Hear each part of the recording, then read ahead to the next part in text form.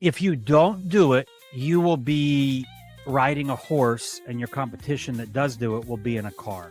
You'll both arrive at the destination. However, they will be able to get there sooner. And in the process, they will be able to just really use brute force in the marketplace to just drown your message out. So I would say, listen, you don't have a choice. Well, Chris, it's uncomfortable, or I'm nervous about it, or I'm not, doesn't matter, right?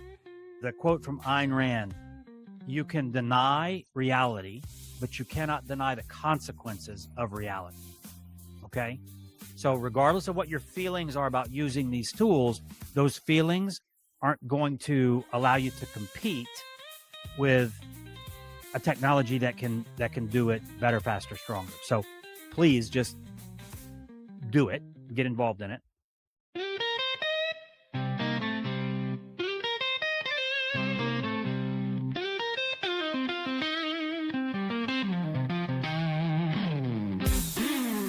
Mike's got the hat, the AI kind. Unlocking power in business you'll find. Cut through the hype, explore the tech. Every week, new ideas to check.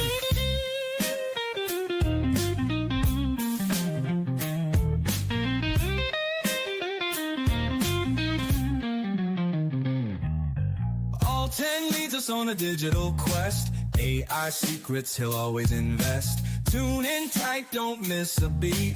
Knowledge groove, keep you on your feet. Listen up to the AI flow. Business growth, here we go. Cutting edge insights, that's the plan. With the AI hat, you'll understand.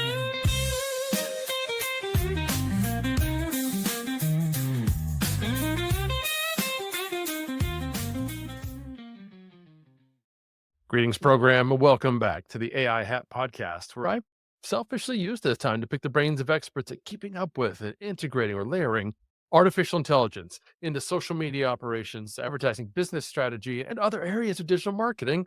Oh, you get to learn too. Subscribe to be shown how to prepare yourself and your brand for this AI revolution and come on ahead.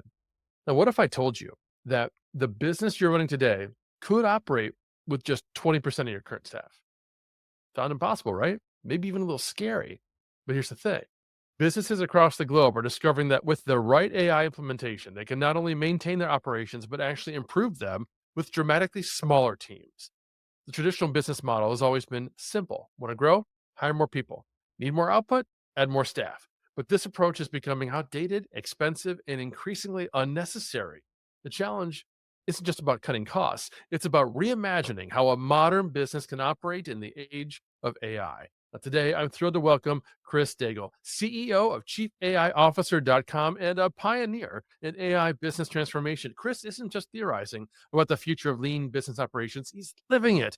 As a certified Chief AI Officer and expert in AI strategy, he's helping businesses revolutionize their operations through strategic AI implementation. His expertise is backed by impressive credentials, including certifications from Columbia Business School and LinkedIn's Generative AI for Business Leaders program. And he's become a trusted voice in helping businesses navigate the AI revolution. Hey, Chris, welcome to the show. Hi, Mike, and thank you for that fantastic introduction. That was humbling. Thank you. That was great. Well, I appreciate that. But like I tell folks all the time, first of all, Claude helps me write these. And Yep. second of all, you did all the hard work to Yeah, I get guess to that's where true. you are today. So I appreciate you being here, sharing your wisdom. And before we dive deep, could you share just first what led you to realize that businesses could operate with such a dramatically reduced staffing through AI? Sure. I had been doing what I call growth architecture based on an EOS and a scaling up framework for businesses for off and on for a decade. So I was very familiar what it took to, I'd seen under the hood of a lot of businesses and saw the dysfunction that's pretty common without strategy or planning in place. And I had heard about GPT-2, GPT-3, and to me, I just assumed that it was going to be that AI was going to be somebody else's opportunity because I wasn't a technical individual. I didn't really have an understanding of the generative AI side of things. And it was in March of 2023 when I had my aha moment and looking at things through the filter of that growth architect, the one who's going to come in and optimize businesses with the understanding of truly what was possible with generative AI. That's when I had that aha moment, knew that there was a huge opportunity sitting right in front of me that didn't require technical expertise. It required, as you called it, the hard part. It required that I had already understood business, and now I had this tool. So it made it a lot easier to figure out where to use that tool because I already understood business and it was easy to go, oh, this does that. Oh, we can use it here or here and that sort of thing. So it's what got me where we are today. That makes a lot of sense. Longtime listeners of the show know that I work full time for Agorapulse, and we use the EOS framework there. In fact, I did a whole interview with Matt Heinz about EOS, and so I understand not only the approach that you're talking about. There's an exercise within EOS Yes. for those of you listening who aren't familiar, where you need to think through all the different seats in your organization, not necessarily what exists today, but what should exist in Yes. 6, 12, 18 months, right? And put the right people in the right seats and so on. But the almost fatal flaw to that approach is it requires that you know what those seats should be, unless you brought in a growth architect, someone like yourself who can say, yeah, if you're going to craft the perfect marketing department, these are the roles you need to have. And this is what you're doing today. So there is that problem. And to your point, then, when you bring in someone who knows business like that, who is also familiar with AI, Yeah. who can say, look, these are the roles that you should be having in your business. You need to have somebody who's responsible for making sure that the emails go out, transactional, promotional, all those things on a regular basis. AI can help you with a lot of that. So I know you're already running your business with a really lean staff. You've talked about Yep. that before. Can you break down maybe the key areas where AI has made the biggest impact? Certainly the I guess what we do is we call it operationalizing AI. If you're familiar with EOS, I'm much more of an integrator than a visionary. And for those of you who Sure. aren't familiar with ES, the visionary would be that the CEO with all the big ideas that likes to come in and just confuse everyone with all the shiny objects they're chasing. And the integrator is the one who says, hey, those are all great ideas. But remember last quarter when we made a plan, we're going to stick to that plan. Right. So it's the adult in the room, I guess. So for us, it was very easy because I was already process based, and I understand on a number of levels. One, I mean, increasing valuations of businesses is one of the results of what we do as growth architects. So I understand that investors will pay more money for less risk, right? And they'll pay less money if it's a risky investment. And one of the interpretations for them of risk is like key man situation. What happens if whoever's running marketing disappears? Well, if we've got processes or procedures or SOPs documented in the business, it makes it less risky. Oh, if that person, gets poached, gets headhunted, whatever, we can just slide somebody in because a lot of it is already documented. Well, we've taken it a step further and what we do is when we're process mining and process mapping, we ask 3 questions at each activity within that process. Can we automate it? Can we augment it? Which is, can this be performed better, faster, stronger if there's human plus technology at this stage? Or can AI just handle this stage? And through, we call it the AAA, automate, augment, or AIify. And by reviewing that in our own businesses, we established a protocol that we now teach our chief AI officers or those who go through the certification program with us, how to do the same thing, how to identify those areas in the business. So for us, there's not a department in the business where AI isn't doing a lot of the heavy lifting. There It's not doing 100% of the heavy lifting in any of the departments. That's not necessarily, I don't feel the tech is there yet. Um, and I think that it's important that we're the arbiters of the taste and brand and the culture that we want to have people experience when they're associated with us. So we still want to have that in there. And a friend of mine taught me a great way to look at it. His name's Mark Moss, and he's a celebrity or whatever. But Mark says he uses AI in a 10-80-10 framework. He says the first 10% I do. I identify what I need. I get clear on that. Like I really invest in the initial input. 80%, I let the models do it. That final 10%, I come back in and I just make sure did this output match my intention in that first 10% effort? So for those of you who are out there, if you will remember this 10-80-10, I think that it'll allow you to manage your expectations. AI is not going to do it all for you, right? But still be able to leverage the synthetic with the contribution of the authentic, you being the human at the first 10%, last 10%. And that's pretty much how we do it internally at Chief AI Officer.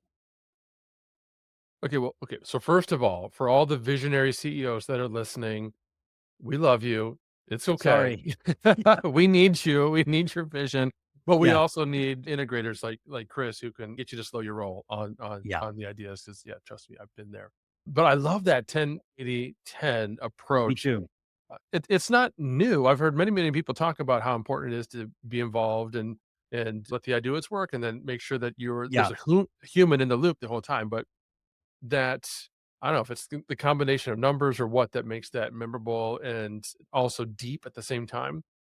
That's pretty cool. I love that. Now, a moment ago, you were talking about risk, and you were talking Yeah. about risk from the investor's perspective, but I want to talk about risk from the business leader's perspective, because I think when we start talking about reducing headcount and reducing seats, that's something that a lot of business leaders get concerned about, Yeah. not to mention the people who might be in those seats, right? So how do you address those concerns? Well, it's election season. I saw a meme and it was like an election sign. It said AGI/UBI 2028. And it's a geeky reference, but it's addressing this particular issue. What are we going to do once AI gets so good that we just don't need people pushing those buttons anymore? And in that joke, AGI is artificial general intelligence. And at that level, AGI is defined as being at parity with human capabilities. So right now, we're using artificial narrow intelligence. We're the directors of the intelligence of this artificial intelligence. In an AGI environment, which is the next big step up in capability, the artificial intelligence will direct the artificial intelligence. It will be able to reason and learn from its mistakes and all those things. That's when the real disruption will occur at scale in the job force. So one of the solutions that's been proposed is UBI, universal basic income. With all this productivity is being done with compute instead of human horsepower, take some of that and essentially tax that revenue so that people get a basic income. Don't know if that's the right way to approach things, but I thought it was a pretty funny joke that it didn't address this issue. Here's what I can tell you. I don't have an answer for that. We do in our certification program, we do address change management wholeheartedly because we tell you how to manage change, but not what that change is going to be. And I've got a few thoughts on this. One of those, I want everybody to just consider this scenario. There's an opportunity in the business. Somebody says, "Hey, Chris, I think you'd be great for this promotion." Okay, it's really just you and another candidate. Okay, great. Let me go apply for it. And I go in there and I'm ready to apply for this promotion or whatever at work. And I see the other candidate, and they went to the same school as me, about the same on all levels. We're pretty much even candidates, except that person some sort of a credential when it comes to using AI in that role. That candidate is a much better candidate for the role than I am. Why?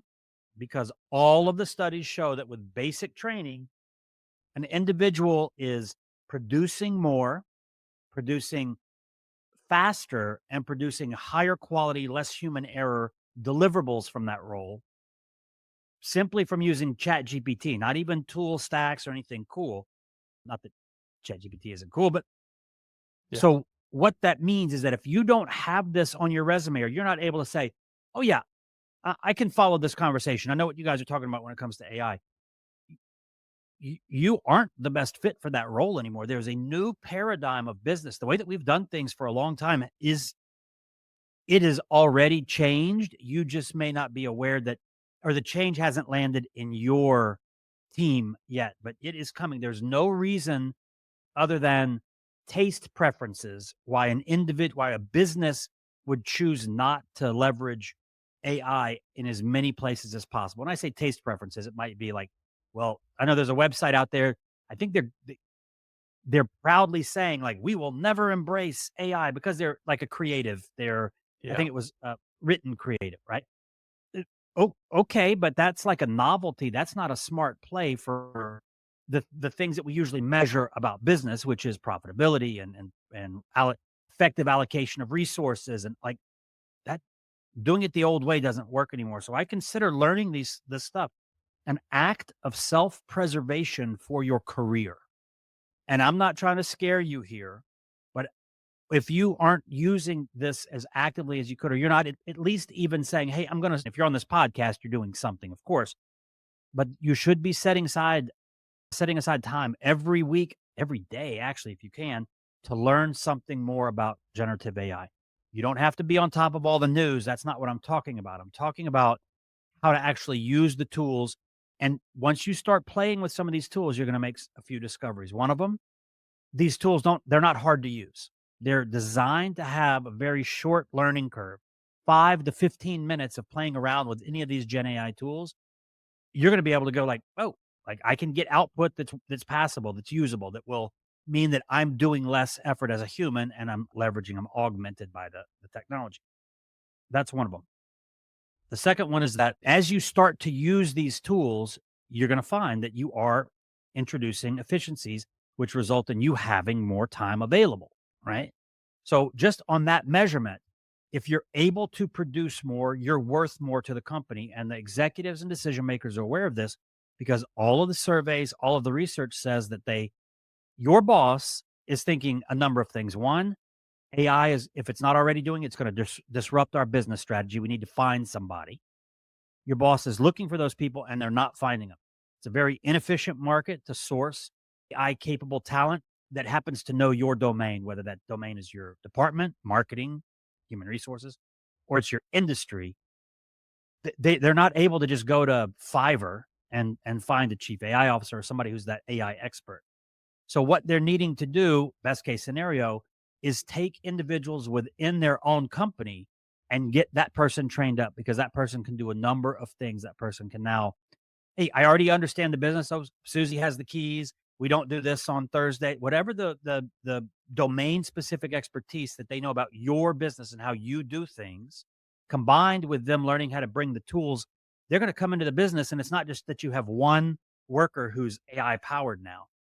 That person now gets tasked with, hey, teach this stuff to your team, teach this stuff to the executives, hold a lunch and learn. Whatever it is, that individual now becomes the evangelist for this enhancement to the business, and like that problem solved by the boss. And as a result of that, they want to pay you more and they want to promote you. That's not me saying this is, we can pull up the research from Harvard and edX and all that stuff, but over and over again. So the individual, you listening to this is not just a hobby or a novelty or this is cool. I'm going to impress my friends or whatever with some AI tricks. This is you opening up the door to serious opportunities that are coming on deck currently and that you wouldn't get unless you were doing this stuff, like showing up to the podcasts and trying out the tools. Most of them have free versions that let you, use them anyway. So a ramble, but that's my thoughts on it. Very transparently, I've said from the beginning that one of the reasons I got into AI late 2023 was because I was scared for the future of my role, for my career, my professional trajectory, and I was frightened for my friends and colleagues who've been digital marketing for a decade, many of whom were still laughing AI off as yet Right. another hype. Because if you've been in digital marketing for as long as we have, we've been through the hype cycle of many, many, many things. So I understood where they were coming from because I was there myself by mid 2023. It's like NFTs or something else. It's not Right. going to amount to anything. It's like virtual reality, which has got, really gone nowhere Yeah. The commercially. But metaverse. Yeah. the metaverse, exactly. But AI is different. And one of the things that makes this the same and yet challenging is that you talked about how people need to be coming aware of and familiar with how to use AI. It sounded like electricity or computers or the internet. Betty, who was filing things manually 40 years ago, she needed to learn how to use a computer in order to keep her job. What's different is the pace of change. Electricity. Yep. computers, even the internet, they were adopted over the course of decades, years. Gosh, AI, just wait a month and things will be different. 100%. And so it's harder for people, and I get that, and hopefully those of you listening to the show, that's partly why you're listening to this show, is so that you can get yourself ramped up. And in fact, stick around to the end. I've got a free resource I'll share with you if this is like your first time really thinking about how to apply AI to your role. But I'd love, Chris, is if you could give us an example of how AI has replaced or enhanced one of the traditional business functions in your operations, and give folks that specific use case to help them wrap their minds Sure. around how this is working. Well, I've got a very relevant one, and that's with the social media. I know that that's a Mm, subject that is of interest to this audience. And at the beginning of beginning of this year, 2024, we had ambitions of launching a podcast, and we did. But I had gotten some advice from a friend of mine who had been high up in the operations team at WordPress, and he said, "Chris, first time founders focus on product. Second time founders focus on distribution, getting your message out there, right?" So right from the get-go, I said, if we're going to do the podcast, let's get as much distribution as we can. Let's use the tools. So that started us on about an 8-month, like very mad scientist experimentation of all of the tools, the generative AI tools that are available out there for content repurposing, content creation from scratch, things like that.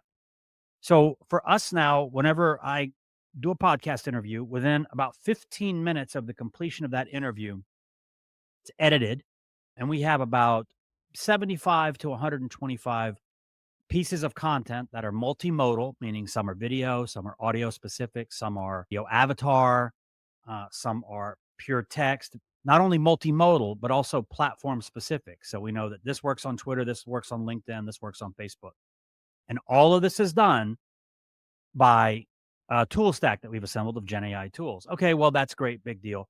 Anybody can use those tools. We took the mandate one step further. If we're going to use these tools, the output that we get and that we post has to be indiscernible from a human effort. It can't be easily identified as synthetic.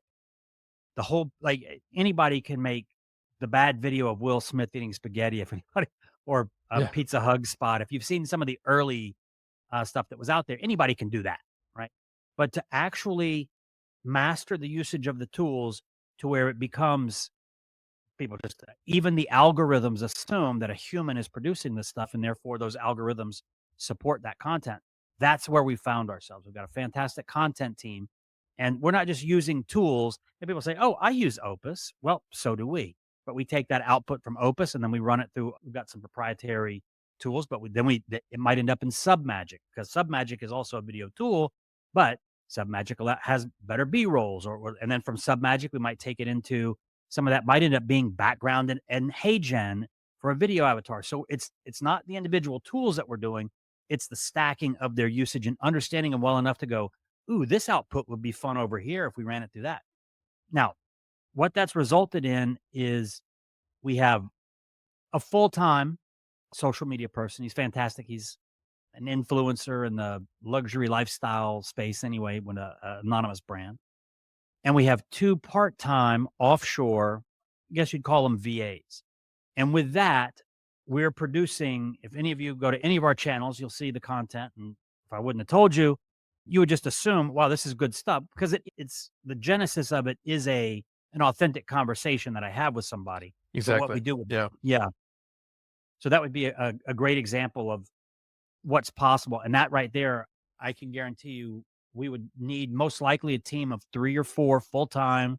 And if I wasn't offshoring, I'm looking at US rates for that talent. And now we're able to do it for, I don't know, $500 a week instead of probably $20,000 a month, 90% discount. So it works. Yeah, that is an incredible example, one that I obviously personally relate to well. I'm doing this, as I've said several times, as a side hustle. I'm using the script, but even Yep. then, I start with that human conversation, just like you're talking about. And I use tools like Descript to help me identify clips, and they're really not that good most of the time. So I end up picking the ones manually and doing all the editing. So if you can find the right tech stack that does it Yep. for you, Yep. that eliminates the potential role, or at least it allows you to scale and do more with the stuff that you're already doing. Folks, we're talking with Chris Daigle about how AI is literally transforming how businesses are structured and how they operate. And I've got several more questions you aren't going to want to miss. But first, a quick word from our sponsor. This episode of AI for Business Leaders, the AI Hat podcast, is brought to you by Magi. Tired of juggling multiple AI subscriptions and trying to figure out which tool to use and when? Magi simplifies AI for businesses by offering access to all the leading language models and image and video generators for one low price. With Magi, you can create custom instructions to personalize AI for every business need and use them across all LLMs, including ChatGPT, Gemini, Claude, and even DeepSeek. No more building custom GPTs or gems that are limited to just one platform. Magi also lets you create customized workspaces for your entire team, giving everyone in your organization access to the same AI assistants and tools and prompts. Ready to streamline your AI workflow and empower your team? Tap the link in the show notes to visit Magi today to learn more. And now, back to the rest of today's episode. So, Chris, continuing with that example, you've got a tech stack that's seemingly automatically editing podcast episodes, pulling out clips, creating all the repurposable content. How are you maintaining quality control? How are you Sure. ensuring consistent output without having dozens of people looking at all that output? Yep. So referencing the 10-80-10 concept, that same thing, nothing's getting shipped until a human eye has been on it. And in some cases, if you were to look at our process map for this, output from one before it gets processed as input and the next tool in the stack, it might get manual review, human review as well at certain steps in it. So that's the only way you can that's the easiest way to ensure that the output that you're shipping, that you're posting on social channels is human like, if that's your goal. If it's not, then lean into the AI and do the freaky, weird, funny, crazy stuff so that people do know, they're like, wow, that's cool. That's AI. But for us, that's not how we wanted to do it. So keeping humans, giving it the authenticity thumbs up is how we do that at different stages in the process. That's interesting because I've seen a lot of people having conversations about trying to automate entire processes, like what we're talking about, right? Where we automatically upload the recording to a Google Drive and that automatically gets picked up by an editor, which then automatically creates a bunch of posts, which then automatically posts it to social media. And what you're saying is, no, no, no, we got to make sure that there's somebody looking at the output at each one of those steps. And I think there's a double benefit there because there aren't a lot of tools or ways affordably or easily to actually pull that thing through that entire process today. The suspicion is soon we'll have AI agents that could do all those things hands off. And what I'm getting at is I've seen people complain that they can't upload a raw podcast episode and then hands free get that social output. And I like the fact that we're insisting on humans to be involved because then that's a reason for not being able to automate it. Yes, a human has got to look at those Yeah. posts before they go to social media because they also need to be the ones to drag and drop them into Agorapulse or where, the platforms natively or however you're getting them onto social media. Would never recommend that somebody allow anything to go out to social media that hadn't had somebody's input and visibility. So appreciate you hammering home that that's a necessary part of the equation. What roles do you see are still essential to keep human operated in a business and why? Well, until the technology catches up, there are a number of places where I would prefer to have a human. However, the technology, as anybody who's a regular user knows, the technology is advancing. I'll give you a good example. Like right now, I would prefer to have a human handling client issues, client inquiries, things like that. It's customer service. However, research shows that the user on the other end, they're looking for an answer. They don't necessarily care if it's human generated, uh, the machine generates it, as long as it solves what they're looking for. Now, in particular, chat. I would feel very comfortable using AI powered natural language chat for customer service. I wouldn't feel comfortable having AI necessarily handle my inbound calls yet. We're testing with some stuff we've been testing, but in particular, we're using AI for the voice agent. And I don't think it will be long before the logic of that model, the latency of the delay between them asking a question or interrupting and the AI agent registering that, and the ability of it for it to be able to, like, I'll say deceive, but certainly introduce doubt into whether or not it's a human. Yeah. That's coming very soon. Now, when that happens, I may not have the same position on customer service, but for now, I would suggest if you've got somebody answering the phones, just because you can turn it over to an AI agent, I wouldn't unless that AI agent was airtight. And I don't know that I'm not, I got a refined palate when it comes to, like, understand. Oh, that sounds like, I mean, if somebody does an image or a post or whatever, I can look at it and go, you probably use this tool and this tool. Yeah.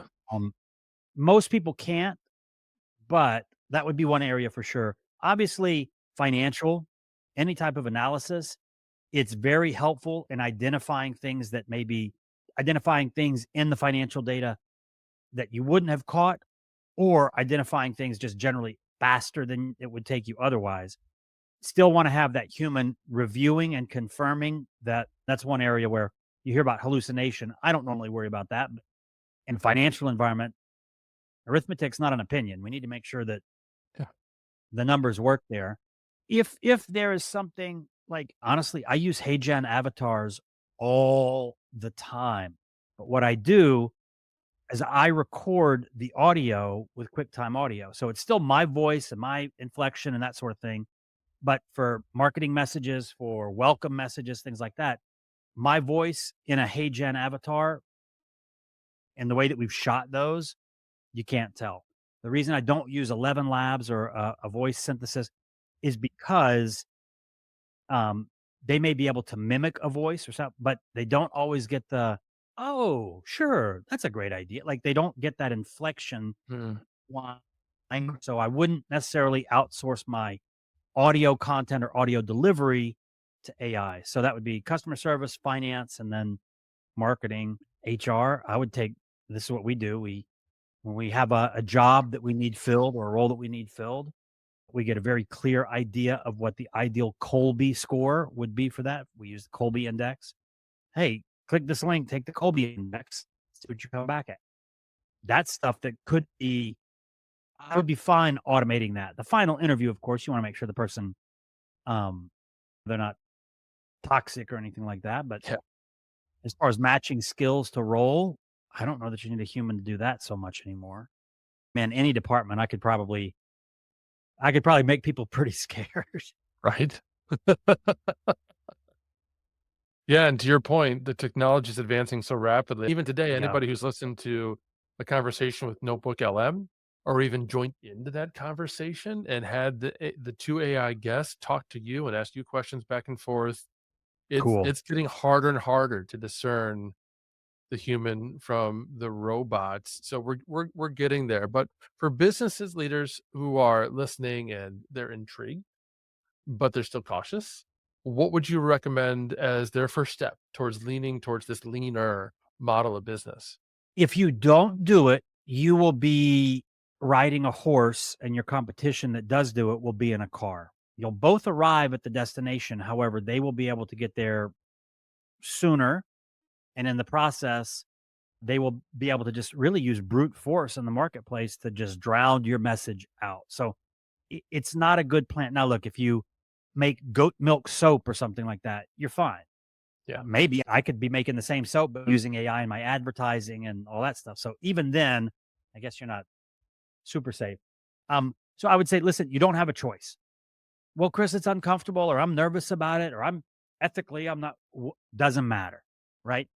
The quote from Ayn Rand: you can deny reality, but you cannot deny the consequences of reality. Okay.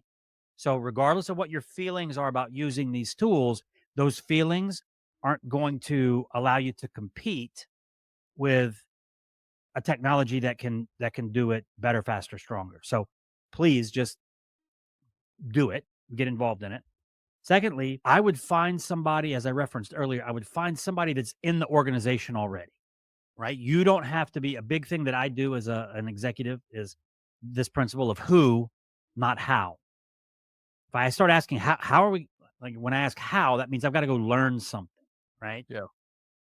If who is the solution, I'm just able to go, oh, they're really good at that. Let's bring them in. You do the thing. I don't care if it's black box and I don't know what they're doing. I'm busy. I'm running a business. If I'm getting a result, that's what I'm looking for. So you as the business leader, if you have a curiosity, I enjoy being tactical with the tools a lot. And I find that the people that we have going through our program, seasoned business professionals, they'll tell me, man, I'm working like 14 hours a day. And I'll be like, dude, be careful. And they're like, no, I like time flies by because I love it so much. That's my experience as well. Mike, I'm sure it's very similar to you. Um, so for those of you who are like hesitant, understand that it's not going, the learning curve's short and you're actually going to really enjoy it. So that would be something. And then if you can lead by example, the people who are going to stick around are going to have permission to do this. But a couple of things that I would do, I wouldn't just say, hey, let's start playing with it. You need to have what's called a generative AI use policy. So it's a document that says, hey, this is how we use AI in our business. This is okay. This is not okay. Maybe this is the list of tools that are whatever it is, but have a policy outline so that somebody somebody has like the guardrails for use. Then spend some time training the people who have signed off on that use policy and agreed to follow the rules. Then get them trained on the tools. We have a recent announcement with a partnership with Microsoft that we're very excited about in support of Copilot. Yeah. The issue is, and I heard it on another podcast, but the guy was like, hey, I was out consulting and I kept hearing at the conference, people say, oh, is Copilot worth it? And the guy said, my answer was, if you're using it, 100%. If you're not using it, no, it's not worth it. Like that logic tracks, right? So if you're going to have these tools in your business, make sure that the people know how to use the tools, because any initial hesitation about like wanting to stay in the comfort zone, if you can sit them down for 15 minutes and they can actually produce output and go, that wasn't hard. Then they start like once expanded, the mind can't contract to its original state, right? Their mind has been expanded. They now know, oh, I can do this the hard way, or I can take 5 minutes and get the same result. I'm going to do it the easy way. I'm going to do it the smart way, the faster way, whatever. So I think those would be some, but make no mistakes. This is a paradigm shift in business. This is not same business, new tool.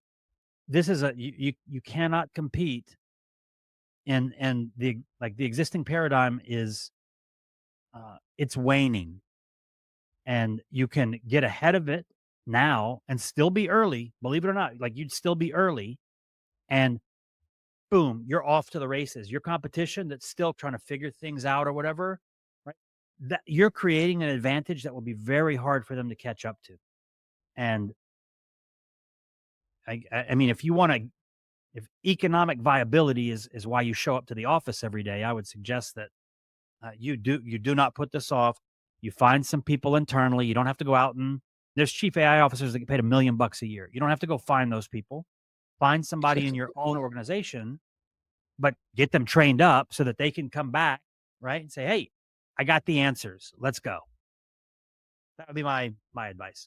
Well, I will say, if you're listening and you want to hire a chief AI officer for $1 million a year, then reach out and DM me. I'm happy to help you out. But we've talked about how AI allows businesses to scale down their employees, allows their employees to be more productive, which is good.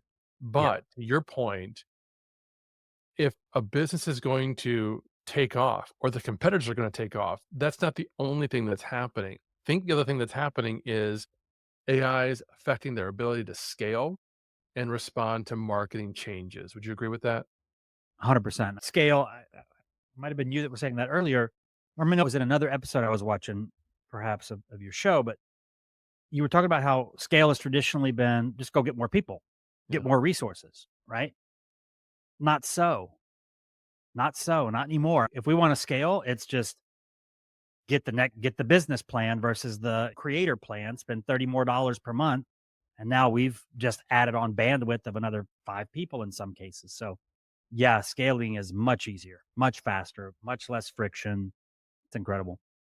Yeah. So last question, Chris. I'm just wondering if you can look ahead. I know that's really challenging in AI, so too far down the road, but just in the next couple of years, how do you see this lean AI powered model evolving? Okay. So one of the first things about generative AI that was intriguing that I heard was somebody saying that this tool would allow for the first one person $1 billion company, right? Thought, can it really do that? Right. So that's been the promise or the chatter for a couple of years now. Knowing what I know and seeing the advancement of the technology weekly, sure. If somebody had the right idea, there's nothing they had the right idea and the product was like an information based or a software based that didn't require like physical warehousing and stuff. I don't see any reason why one person that intelligently architected out everything that needed to do and go could do this. Like they could maybe outsource some coding if they needed to or whatever, maybe not. Have the models build it for them. So I would expect that this, and that would be like, okay, good for that person. That doesn't really affect my life. But it does show you what's becoming possible for sure. I would say that there is some behaviors that need to be reprogrammed in you as a leader or somebody who is leading at least AI in your business or your industry, and that is not this constant, well, we'd love to do that, but we don't have that resource, but we don't have the capital, but we don't have the time, but we don't like whatever those are. I would suggest that a lot of that has been mitigated if you understand how to use these tools. That we can't hire enough people. We don't have the budget to hire enough people. You don't have to hire them. You know, we don't know what to do. Ask the models, what do I do? Like you've got access to. So I would expect that all who deploy these tools intelligently in their business will end up benefiting the same way that Mike's business is, that my business is, and that other AI powered, AI enabled businesses are. Could not agree more. Chris, this has been incredibly insightful. I Thank you, know sir. given all of us listening, a lot to really think on and chew on. Probably folks are going to want to go back and listen to this episode a couple times to really just let it digest and start to apply it to their own businesses. But for those who have more questions, maybe they want to reach out and connect to you, where should they go? I'm very active on LinkedIn.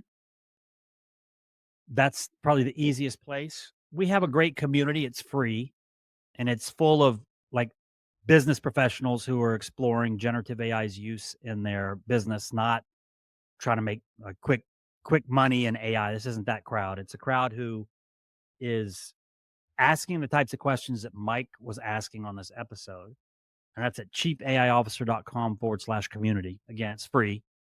Or future podcasts. Terrific. Thank you, Chris. Thank you, all of you, for listening. Of course, we'll have all those links and more in the show notes. And that's all the time we've got for today, friends. But like I was talking about earlier, if this is your first foray into this world of AI marketing, I got the perfect resource for you in the show notes below. It's free. The AI Marketing Primer is designed to quickly get you up to speed on the terms, the tactics, the underlying technology that's powering this AI revolution. Check it out, and I'll see you in our next episode. Welcome to the Grid. That's a wrap on another episode of the AI Hat Podcast. I hope you gained some valuable insights and actionable strategies to boost your business with AI. If you enjoyed the show, please subscribe, leave a review, and share it with your network. And don't forget to visit theaihat.com for more resources and to connect with me. Until next time, keep innovating and remember, the future of business is human and it's powered by AI.